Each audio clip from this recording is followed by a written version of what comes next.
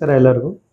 ಇಂದು ನಾವು ಇನ್ಹೇಲರನ್ನು ಯಾವ ಥರ ಯೂಸ್ ಮಾಡಬೇಕು. ಬಹಳ ಜನ ಇನ್ಹೇಲರ್ ಯೂಸ್ ಮಾಡ್ಲಿಕ್ಕೆ ಬರೋದಿಲ್ಲ, ಈ ಮೆಡಿಸಿನು ವೇಸ್ಟ್ ಆಗ್ತದೆ, ಅವ್ರದ್ದು ಹೆಲ್ತ್ ಇಂಪ್ರೂವ್ ಆಗೋದಿಲ್ಲ.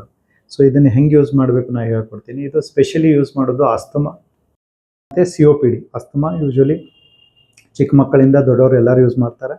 COPD ಯೂಶ್ವಲಿ ಏಜ್ ಆದಂಗೆ ಪ್ರಾಬ್ಲಮ್ ಹೆಚ್ಚಾಗ್ತದೆ. ಸೊ ಇದನ್ನು ಹೆಂಗೆ ಯೂಸ್ ಮಾಡಬೇಕು ಅಂತಂದರೆ, ಈ ಪಂಪನ್ನು ಇದು ಕ್ಯಾಪ್ ತೆಗೆದುಬಿಟ್ಟು, ಇದು ಪಂಪು, ಇಲ್ಲಿ ಮೀಟರ್ ಇರ್ತದೆ, ರೀಡಿಂಗ್ ಎಷ್ಟು ಡೋಸಸ್ ಆಗಿದಾವೆ ಅಂತ ಕೌಂಟಿಂಗ್ ಇರುತ್ತೆ. ಸೊ ಒಂದು ಪಂಪಲ್ಲಿ 120 ಡೋಸ್ ಇರುತ್ತೆ. ಸೊ 2 ತಿಂಗಳದ್ದು ಡೋಸ್ ಇರುತ್ತೆ ಯೂಶ್ವಲಿ, ಒನ್ ಟೈಮ್ ಡೈಲಿ ತೊಗೊಂಡ್ರೆ ಅಥವಾ ಟೂ ಪಫ್ಸ್ ತೊಗೊಂಡ್ರೆ. ಇದನ್ನು ಬಾಯಲ್ಲಿ ಇಡಬೇಕಾದ್ರೆ ಫಸ್ಟಿಗೆ ನಾವು ಶ್ವಾಸ ಹೊರಗೆ ತೆಗಿಬೇಕು. ಪೂರಾ ಶ್ವಾಸ ಹೊರಗೆ ಬಿಟ್ಮೇಲೆ ಬಾಯಲ್ಲಿ ಇಟ್ಕೋಬೇಕು. ಬಾಯಲ್ಲಿ ಇಡಬೇಕಾದ್ರೆ ಇದೆಲ್ಲ ಪ್ಯಾಕ್ ಚೆನ್ನಾಗಿ ಆಗಬೇಕು, ಎಲ್ಲಿಯೂ ಲೀಕ್ ಆಗಬಾರ್ದು.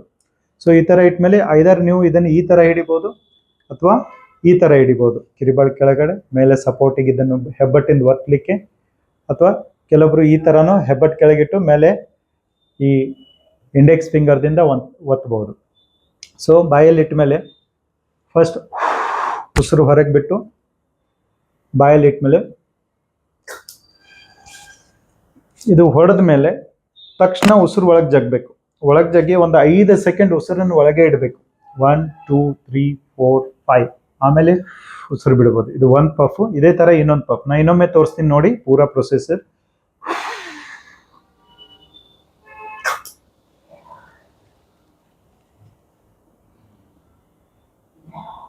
ಸೊ 5 ಸೆಕೆಂಡ್ ಆದಮೇಲೆ ನೀವು ಉಸಿರು ಬಿಡ್ಬೋದು.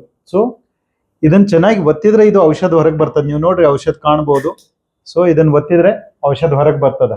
ಸೊ ಔಷಧನ ಕೆಲವೊಬ್ರು ಏನು ಮಾಡ್ತಾರೆ, ಬಾಯಲ್ಲಿ ಇಟ್ಕೋತಾರೆ. ಅದನ್ನು ಆ್ಯಕ್ಚುಲಿ ಒಳಗೆ ಜಗ್ಬೇಕು ಉಸಿರು. ಮತ್ತು ಇದು ಯೂಸ್ ಮಾಡಿದ್ಮೇಲೆ ತಕ್ಷಣ ಬಾಯಿ ತೊಳ್ಕೋಬೇಕು ಸ್ವಚ್ಛಗೆ. ಇಲ್ಲಾಂದ್ರೆ ಏನಾಗ್ತದೆ, ಬಾಯಲ್ಲಿ ಕೆಲವೊಬ್ರು ಗುಳ್ಳಿ ಆಗುತ್ತೆ, ನಾಲಿಗೆ ಕೆಂಪಾಗುತ್ತೆ, ಊಟ ಸಹಿ ಅನ್ಸೋದಿಲ್ಲ, ಈ ರೀತಿಯಾದ ತೊಂದರೆ ಆಗ್ತದೆ. ಸೊ ಇದು ಯೂಸ್ ಮಾಡಿದ್ಮ್ಯಾಗ ಬಾಯಿ ತೊಳ್ಕೋಬೇಕು.